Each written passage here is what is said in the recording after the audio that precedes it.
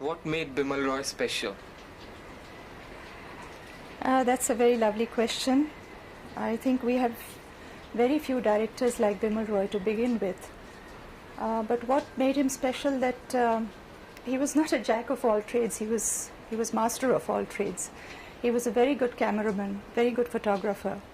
So he had a lovely sense of composition of every shot. He had a wonderful sense of timing and rhythm, excellent sense of music, and super sense of emotional contents in every scene. I think all these scenes put together made him very, very special. How would you describe his cinema? His cinema was extremely logic. Extreme logic was there in his cinema. There was nothing superficial, there was nothing artificial.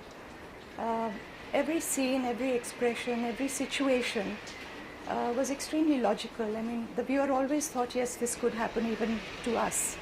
It was like that. You talked about him as a still photographer. What kind of stills did he take? Well, not only as a still photographer, he was a very good cameraman in movies. And you see, basically he had an excellent sense of lighting. He had an excellent sense of composition of every frame. And his composition spoke a lot of the mood of that very picture, that very frame. Would you say he made movies that were specially compassionate about women? Was he ahead of his time in thinking about women? Yes, he did make movies specially for women, definitely.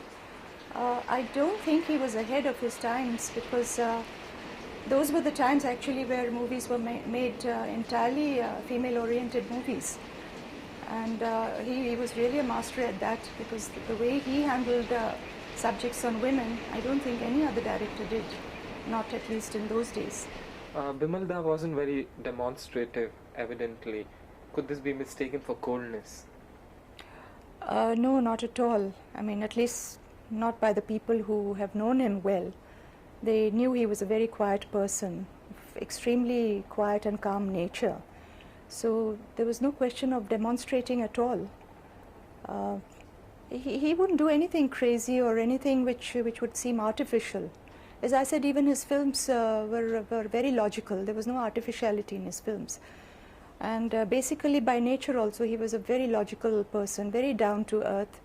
And he'd say something nice if he felt like saying, not just to please somebody. That's the way it was. And if he didn't say something nice, it didn't mean that he didn't sort of feel it. I mean, the other person just understood that, well, he felt nice too. That's it. As an artist, didn't you feel possessive about the director and missed not working in his later films after Bandini? No, as an artist I didn't feel possessive about him as a director because I felt that he knew my potential, and if he had a suitable role for me, he would definitely come to me. It's not that he sort of didn't come to me because he opted for somebody who would be more well known, or where the distributors would opt for those particular artists, like say box office. No, I never go by that. And him as a director, I'd never once doubt his intentions of not taking me for later films. I'm absolutely certain if there was a role suitable for me, he would have taken me. Which is your favorite Bimal Roy film? Between Bandini and Sujata, Bandini is definitely a much more beautiful film, in my opinion at least. Do you think something went wrong with his films later, after Parak? Well, to tell you the truth, I haven't seen many of his later made films. But I personally felt that the depth that was there in Sujata and Bandini were slightly lacking in his later films. I really can't pinpoint why, and I don't know the reason at all, because I never really saw the films with the view to analyze what really went wrong or what was lacking, or maybe that was the subject he chose and he did his best keeping that subject in mind. But Sujata and Bandini were very, very deep subjects, and probably they came out better than the rest. Why don't such directors exist anymore? That's a very very potent question. I think today's directors cater more for the public, where at least they feel that the public wants the violence, sex, atrocities, and all sorts of commercialism, all sorts of illogic. And well, it becomes a vicious circle. You see, the distributors want them to give such films, and the directors sort of cater to that kind of thing. Although I still feel very strongly that even today, the public, the audience, would love to see films like Sujata and Bandini. I'm quite sure of that. Was his approach to women on screen feminist in essence? Yes, it was, definitely. I think he understood women's emotions thoroughly, absolutely, and sort of, it touched deep down the core of a woman's heart. And that's why I think all the portrayals were so authentic and so appealing. Did he like a woman to be independent? Well, that really depended on the role the woman was supposed to be playing in that particular film that he was making.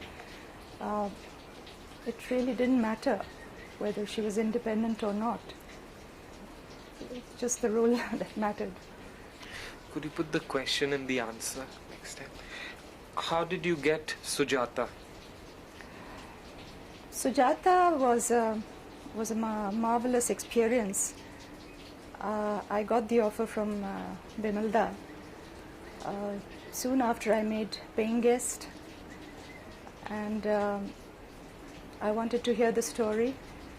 So he had a story session, and he and the story writers and the rest of the unit, we all congregated at his office, and they related the story to me.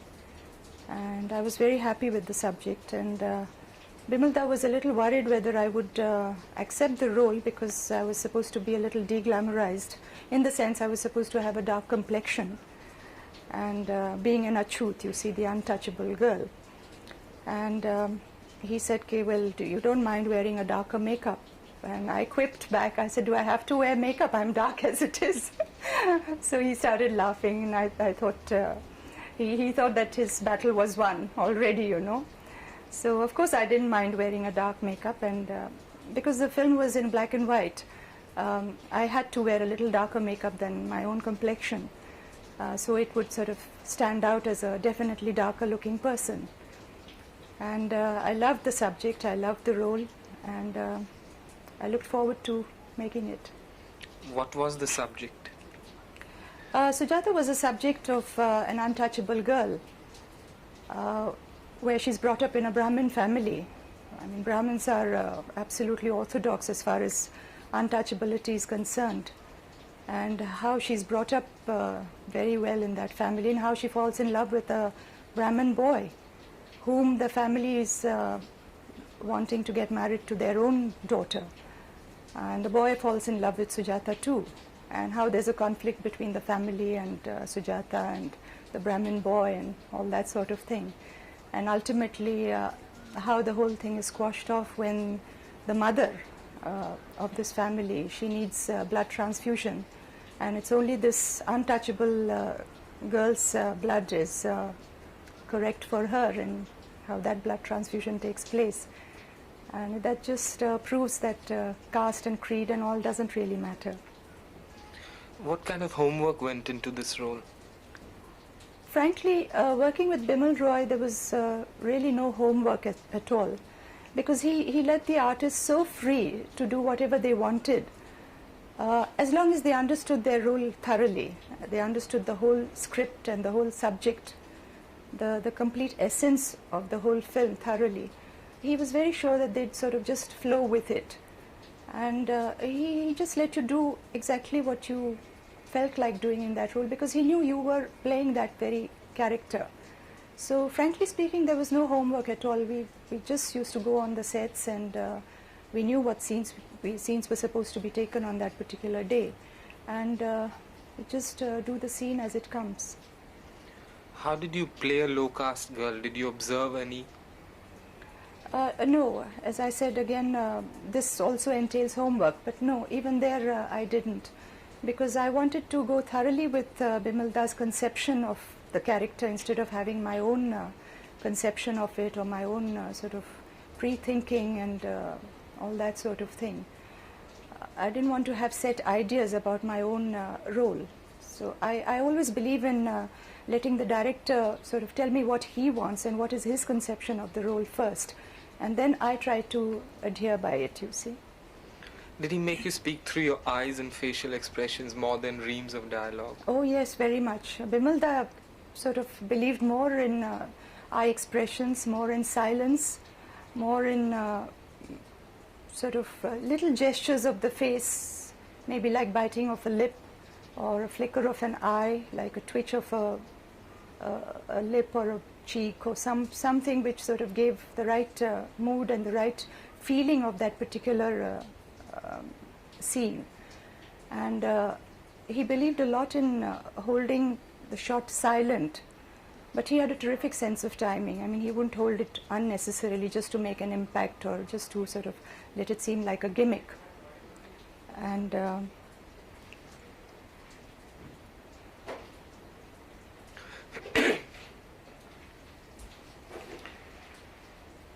Yes, do you want to continue? yeah. Yes, he believed a lot in silence.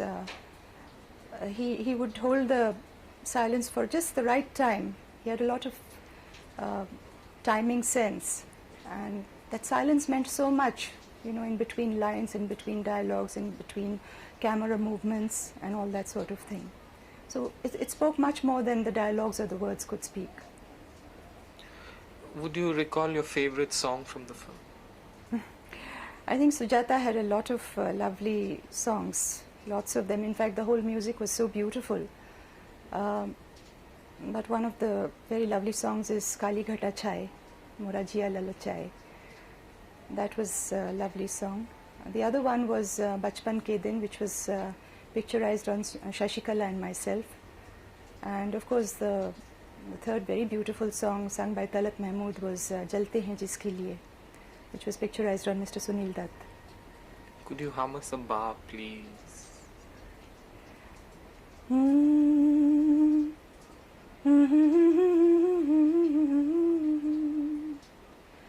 Kali ghata chhai mora jiya lalachai, Kali ghata chhai mora jiya lalachai, ऐसे में कहीं कोई मिल जाए रे, काली घटा छाए मोरा जिया ललचाए.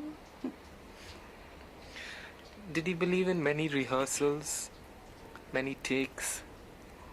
Bimal Da didn't believe in very many rehearsals because he thought spontaneity came only in scenes which were rehearsed very, very little, you see, unless there were a lot of movements of the trolley and the camera and the lighting and other artists, and so many coordinations were necessary. Then only we sort of tended to rehearse a few times. Otherwise, basically, if the scene was sort of rehearsed, he didn't take very many rehearsals. Would he go into many takes? No, even the takes were very few, because he would get an okay take almost in the first go. I think his artists were so geared up. There was a lot of rapport between himself and his artists.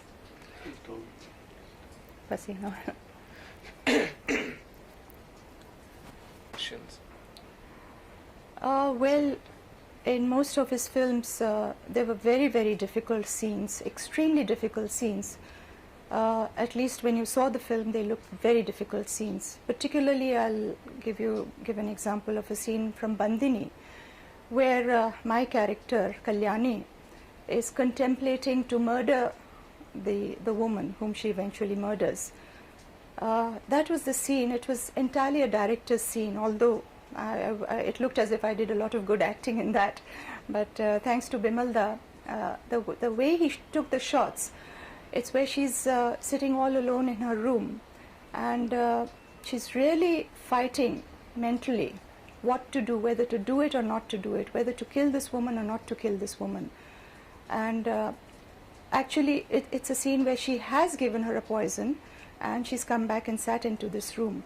And then she's just wondering, have I done the right thing? and what's going to happen. She has nothing, she just doesn't know what's going to happen. And Bimal gave an effect of a welding going on next door to this particular house or room. And he just gave flashes of those welding lights, you know. I think it was such a beautiful effect. It gave the mental condition of this girl, this Kalyani, in this kind of a situation. I thought that was a beautiful scene, and very difficult, I thought, to make it come about on the screen the way it did. And it was entirely because of the director that it did come out the way it did. Did you have any hesitation before taking on Bandani, which would appear to be a negative role? No, not at all. Well, negative in the sense that she happens to murder somebody, but there was a lot of sympathy to that character. It was a beautiful role. I think it's one of my favorite roles that I've played so far. And there was so many shades in that particular role, right from a young girl to a murderess. It was a beautiful role. No, I didn't have any hesitation to accept that role at all. Do you think actresses of the time would have taken it up? Perhaps, yes. I mean, particularly if they knew that a director like Bimal Roy is going to direct, I don't see why they shouldn't. Of course they would have. Could you speak about the song Mora Gorang Laile? Yes, that was another beautiful song in this film, Bandini. First of all, Barman Dada's music was so beautiful. A very peculiar thing of that song was its rhythm. It had a very peculiar rhythm. And it sort of went like this. Da da da da da da da da tick tick tick tick tick da da da da da da da da la la la la la छुप जाऊंगी रात ही में मोहे P का संग दे दे ta ta ta ta ta. So you see, if you hear the song and the instruments that are used, the rhythm that is used, it's absolutely delightful, beautiful. Was there a problem about its changed ending, whether the girl should go to Dharmender or Ashok Kumar in the end? No, in Bandini, of course, there were people who would suggest, according to the distribution rules, you know, the distributors always wanted a happy ending and they wanted the romantic couple to be together and towards the end unite and all that sort of thing. And of course there were suggestions by a few people that Kalyani's character should go back to the younger boy, that is Dharminder, and not to Dada Muni, not to Ashok Kumar, because Ashok Kumar was supposed to be a much older person in that film. But Bimal was absolutely certain of what he wanted, because the whole essence of that story was that she had been in love with the older man, and ultimately, I mean, she even murdered this woman who happened to be the older man's wife, because this older man was very, very unhappy. And I thought it was obvious that she had to go just to the older man. There was no question about it. How would he direct you, particularly for scenes calling for emotional intensity? Bimal was a very quiet person, and when he was directing scenes of emotional intensity, he would come to his artists.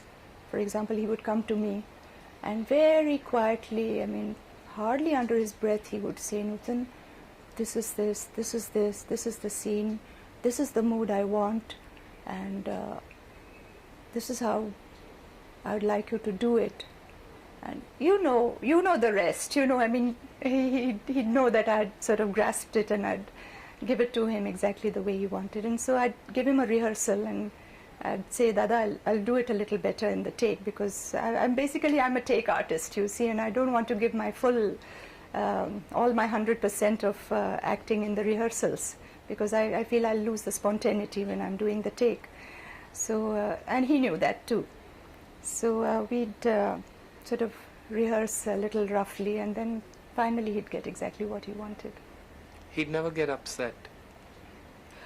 Bimal would never get upset. I don't think, I mean, I did 2 films with him, Sujata and Bandini, but I've never ever seen him getting annoyed on the sets or even at his house. I've visited him a few times. I've never seen him lose his temper. I've never seen him shout at anyone. In fact, we hardly heard his voice on the sets. He was such a quiet person and so tolerant, absolutely tolerant and totally peaceful.